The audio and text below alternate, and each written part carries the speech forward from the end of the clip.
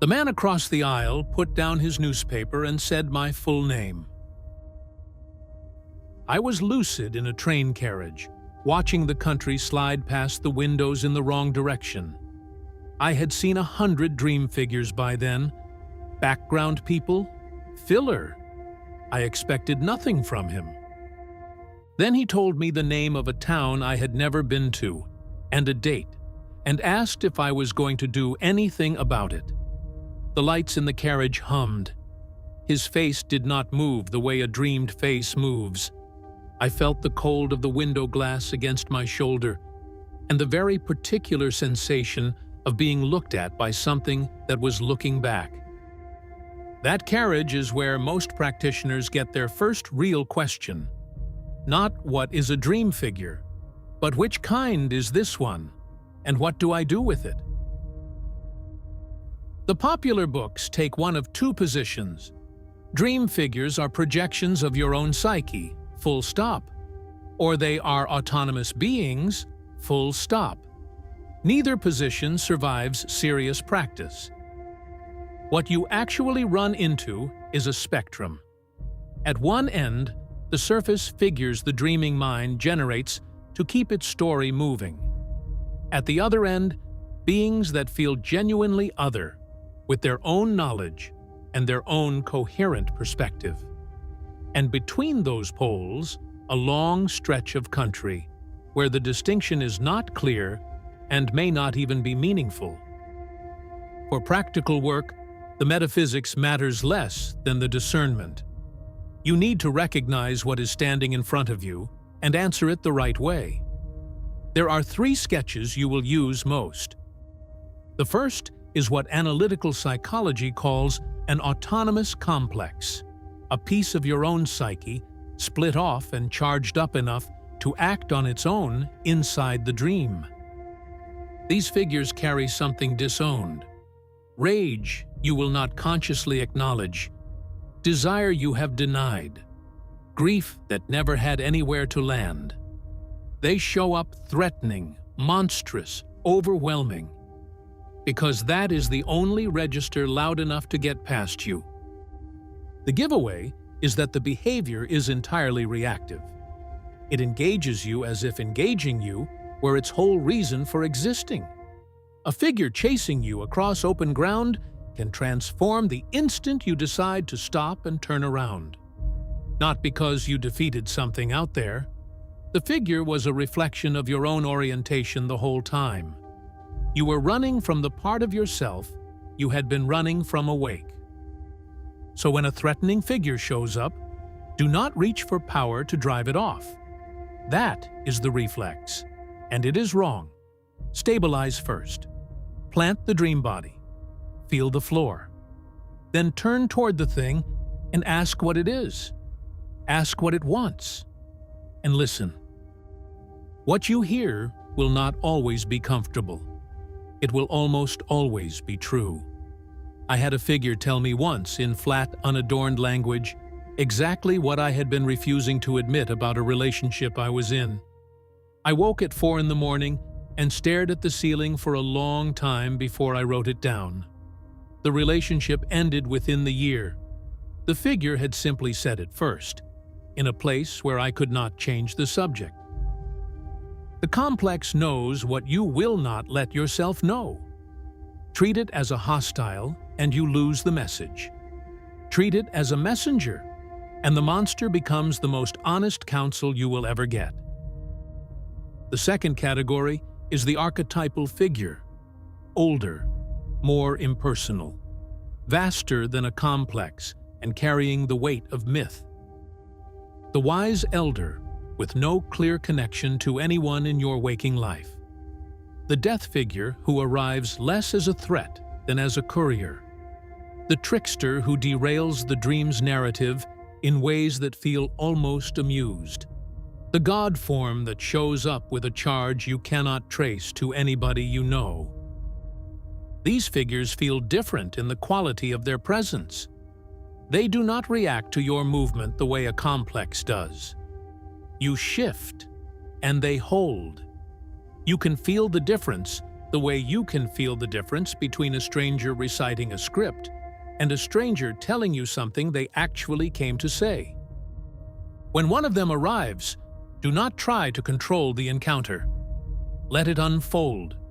Pay particular attention to anything it gives you. An object, a word, a task. Take the gift even when you do not understand it. Then write down everything you can the moment you wake, because this is the material that decays fastest. The archetypal encounter feels permanent while you are inside it, and it is nearly gone by the time you find a pen. The third category is the contested one, a figure that does not feel like any aspect of you, that carries information you did not have access to, that behaves with a coherence and an independence no purely internal model accounts for cleanly. Different traditions name it differently: spirit, guide, genius, fetch, familiar, and they tell very different stories about what it is. I stay loose on the metaphysics and work the functional relationship instead. Here is what I can say about the stranger from my own practice. It keeps a consistent identity across visits. The man in the train carriage came back.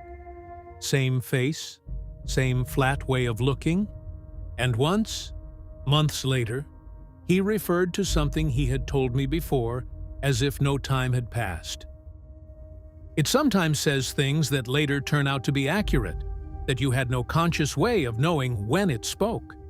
And it has its own purposes, which may or may not overlap with yours. You can rewrite a room.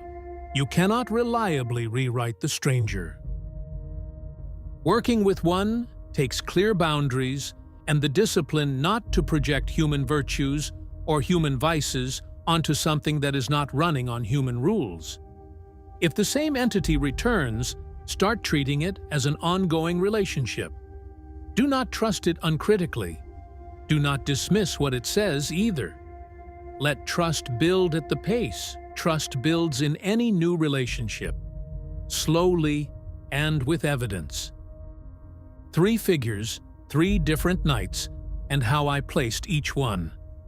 The first chased me up a stairwell until I turned to face it, and the moment I did, it folded into something almost sheepish. I knew it then for my own. A complex, wearing a threat. The second was an old woman at a crossroads who did not react to me at all, who put a stone in my hand, said a single sentence, and was simply finished. That one carried the weight of myth, an archetype passing through. The third was the man on the train, who came back a month later and remembered our last conversation when I had half forgotten it myself. I still have no tidy label for him. I keep notes, and I let the trust build at the pace trust builds. The point was never certainty. It was knowing which of the 3 I stood in front of, so that I answered it the right way. Get good at telling those 3 apart, and the dream population stops being noise. It becomes a cast. Some of it is you in costume, some of it is older than you, and some of it, when the lights hum and the glass goes cold against your shoulder, is looking back. Before you go further in, though, take the one thing that makes the deeper work safe to attempt: a floor under your feet. You are never trapped in a dream. Not once, not ever. If at any point you want out, you have several doors and all of them work. Close your eyes inside the dream and hold the quiet intention to wake. Or feel for your physical body, your real weight on the mattress, until it draws you up and out. Or simply say it, out loud, in the dream. I am waking up now. Say it like a decision rather than a plea, and your body tends to answer. So you are not a guest who might get stuck somewhere strange. You are someone carrying a key in your pocket the entire time. Most nights, you will never reach for it, but the key is exactly why you can relax enough to do real work. And when a figure or a stretch of landscape simply feels wrong, trust that feeling. You do not owe the encounter anything at all. Most of the time, what felt menacing turns out to be your own material wearing a heavy coat. But you do not have to find that out tonight. There is no failure in walking away. Whatever it was, will keep. An exit you can always reach. An anchor you already carry. The patience to ease off when you need to. Keep those three, and you are free, genuinely free, to stop bracing and start building. Dream weaving is the advanced volume of the Dream series. Where dream walking taught you to open the door, this is about what happens once you step through. Inside, you will learn to build and wear the dream body, to raise stable dream architecture in the deep layers, to tell the three kinds of figure apart and answer each one correctly, to run ritual, sigil, and shadow work inside the dream, and to meet another dreamer on purpose in a shared dream. You have learned to walk the dream. Now learn who is already in it. Dream Weaving, available now at books.by/Kale Waring.